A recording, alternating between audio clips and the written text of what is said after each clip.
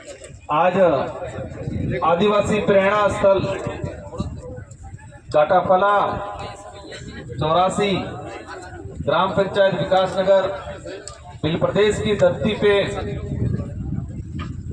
ये जो आदिवासी प्रतिभा सम्मान समारोह एवं हमारे समुदाय के कर्मचारी अधिकारीगण जिन्होंने राज्य की सेवा में एक उत्कृष्ट कार्य करके सम्मानजनक जो सेवानिवृत्त प्राप्त किया, इन प्रतिभाओं को और प्रतिभाओं के साथ में हमारे समाज के और कर्मचारी अधिकारी गणों को, और साथ ही आज इस कार्यक्रम की बड़ी विशेषता ये है कि जिन महापुरुषों को, हमारे महापुरुषों के संघर्ष, हमारे महापुरुषों की बलिदान, इनके साथ हुए अत्याचार पीड़ा,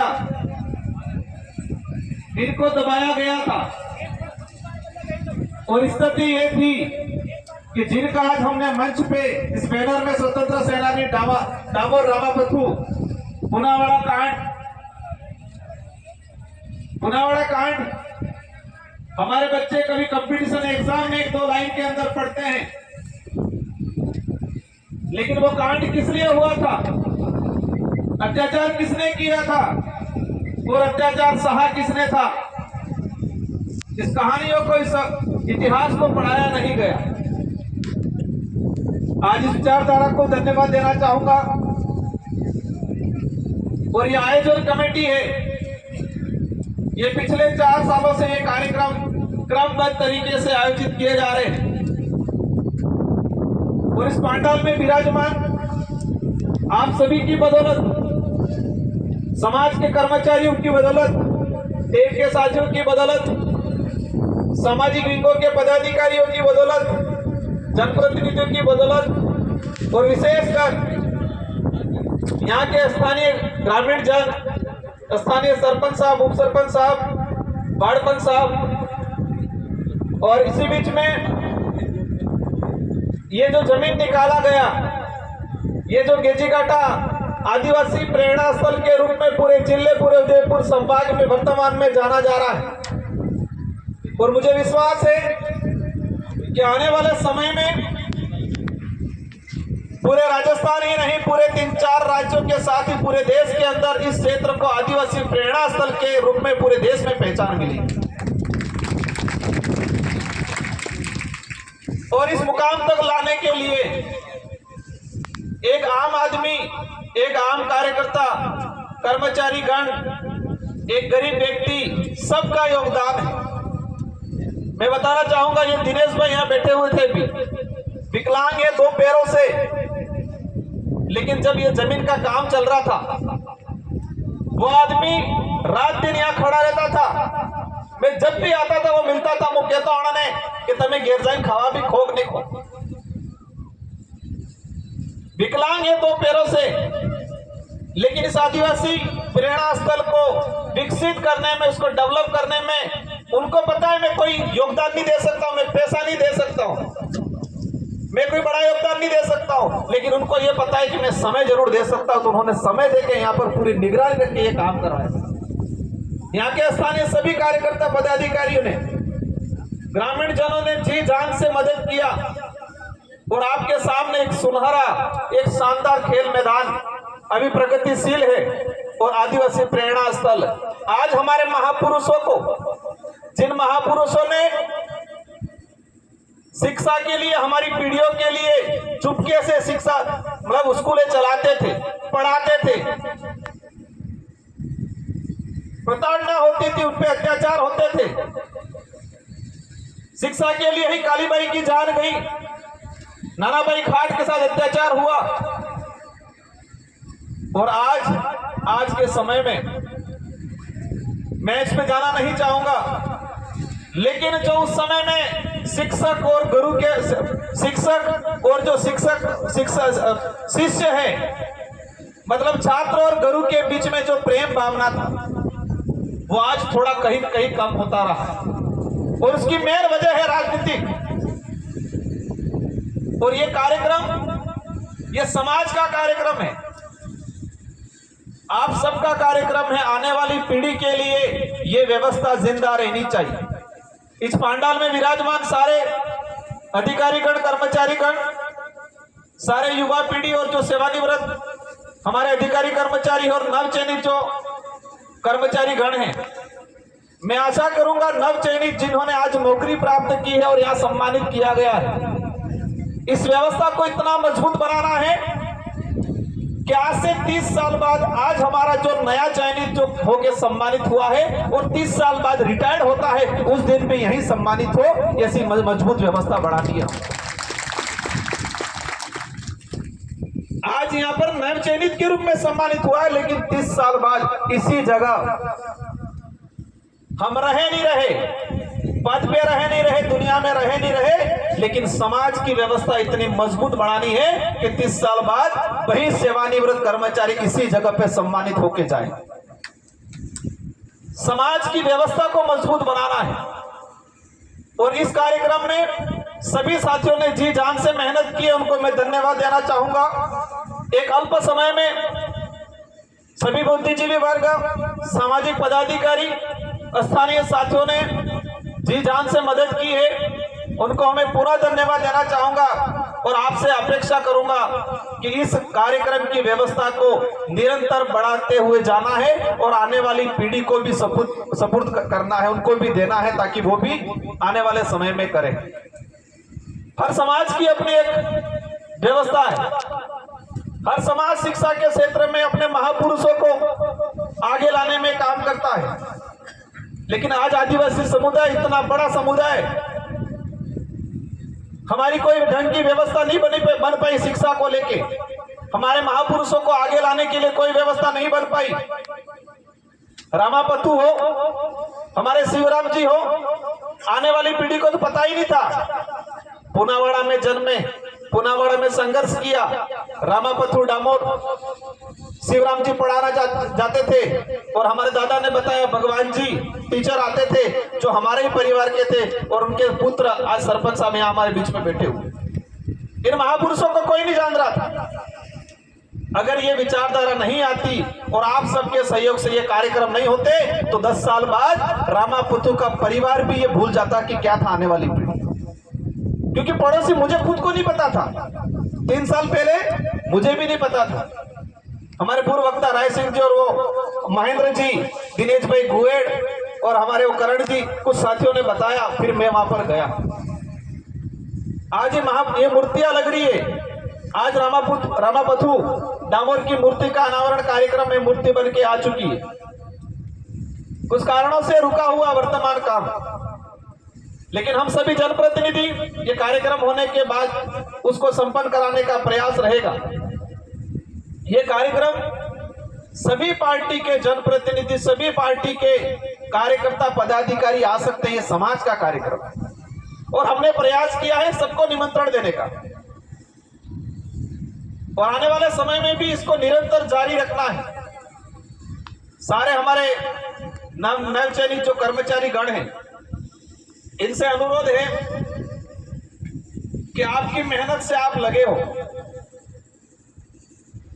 लेकिन समाज का भी हमने सर्टिफिकेट लगाया है, तो हमारी जिम्मेदारी बनती है कि समाज का कर्ज उतारना है। पैसा कभी बचेगा नहीं। आज मैंने कुछ सवाल लिखे थे कल, सबसे ज्यादा मेहनत कौन सा समाज करता है? आदिवासी समुदाय करता है, सबका उत्तर आया तो यही सही है। सरकार की योजनाओं पे सबसे ज्यादा कौन सा समाज निर्भर है और ऐसा कौन सा समाज है जिस समाज पे बाकी सारे समाज निर्भर है? आज भी है और आज से 10 साल पहले दर्जी हो, ढोली में अपने बाप दादा अनाज पाकू के हेत तो समाज बोले 4-5 समाज बोले हड़ काढ़ी मिलता टुकड़ी आली पड़े। तो हम क्या थे और क्या होने जा रहे हैं? हम आत्मनिर्भर थे, लेकिन आज परजीवी बनते जा रहे हैं। इसके पीछे सोचना है, मंथन करना है, और हमारी सबकी जिम्मेदारी है कि समाज को मजबूत बनाना है। हमारे जो 10वीं और 12वीं के जो स्कूलों में टॉपर हुए बच्चों को कहना चाहूंगा कि आज से डबल मेहनत करनी है, आपको सम्मान मिलेगा आज, और जैसे सम्मान मिलता है अंदर से मजबूत होना। और आज ये हो गया कि मेरे को सम्मान मिल गया, मैं खुश हो गया, तो आप पढ़ नहीं पाओगे, आप अटक जाओगे। मैंने कुछ रिसर्च किया मेरे स्तर से कि शुरुआत में सरकार ने लैपटॉप दिए थे 2008-9 के आसपास, सीबीएस साहब ने उनको जान होगा। 8वीं क्लास में जो टॉप बच्चा था उसको लैपटॉप मिलता था, लेकिन वो लैपटॉप का दुरुपयोग हुआ। और आज सर्वे करके निकालते हैं तो जिनको लैपटॉप मिला था वो सिर्फ अहमदाबादी, जिसको लैपटॉप मिला अधिकतर अहमदाबादी, क्योंकि इस लैपटॉप का दुरुपयोग किया। वो टैबलेट मिला था, उसका दुरुपयोग किया। उनको लगा मैं काम में टॉपर आ गया, तो दुरुपयोग किया। स्कूटी मिली, प्रोत्साहन थी, सरकार चाहती थी इससे प्रोत्साहन बढ़े, लेकिन जो सेकंड नंबर लाइन पे था उसको तो प्रोत्साहन मिला, उसको दर्द हुआ कि यार मेरे को नहीं मिला, उसको मिला, तो उसने मेहनत किया। तो जो पीछे था वो आगे हो गया, और जो आगे था वो पीछे हो गया। तो सारे जो टॉपर बच्चों से मेरा अनुरोध है, आज से डबल मेहनत करनी है आपको सम्मानित किया है। हम चाहेंगे 5 साल के अंदर नव चयनित कर्मचारी अधिकारी बनकर इसी मंच पे आपको सम्मानित करें, ये आशा अपेक्षा करेंगे आपसे। इन्हीं शब्दों के साथ आप सबकी मेहनत से, आप सबके यहाँ उपस्थित होने से एक शानदार कार्यक्रम आयोजित हुआ है, और हमारे बच्चे भी बाकी है सम्मानित होने वाले, सभी को रुकना है। हमारे कुछ वक्ता भी बाकी है, उनकी सबकी बात सुननी है, और हमें अगले साल के लिए अभियान चलाना है कि जब भी ये कार्यक्रम हो उससे 1 महीने पहले हर गांव के अंदर घेर तेड़ू करवू है, और हर घर से 1-1 रुपया, 2-2 रुपया, भले 5 रुपया, 10 रुपया लास्ट डाले, लेकिन सहयोग क्योंकि समाज की, क्योंकि व्यवस्था बनानी। आज हम कर देंगे, कल उठा के हम नहीं रहे तो व्यवस्था नहीं बनेगी, और व्यवस्था नहीं बनेगी तो ये कारवा आगे नहीं चलेगा। तो आज से ठानना है कि अगले साल जो आएगा कार्यक्रम, उससे 1 महीने पहले हम सभी को अपना कार्यक्रम समझ के हर घर से भले 1 रुपया, 2 रुपया, 5 रुपया, लेकिन सहयोग आना चाहिए, तभी मजबूत आने वाले 100 सालों तक ये टिका रहेगा। हम इतने कमजोर भी नहीं। एक दिन में इस मंच पे कहना नहीं चाह रहा था, लेकिन कह देता हूं क्योंकि हम गरीब हैं, कहते बात है, स्वाभाविक है कुछ %।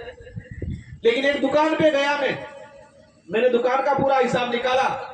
गांव में थी छोटी सी दुकान है,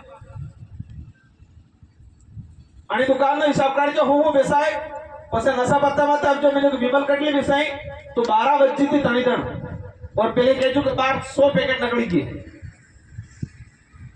कटले केजू 100 पैकेट मैंने खबर के पैकेट में कटला आम्ही पसे पूछना बाद मी यकीन करवा बोले खुली एक पैकेट झुजू भी करी 30 विमल थी।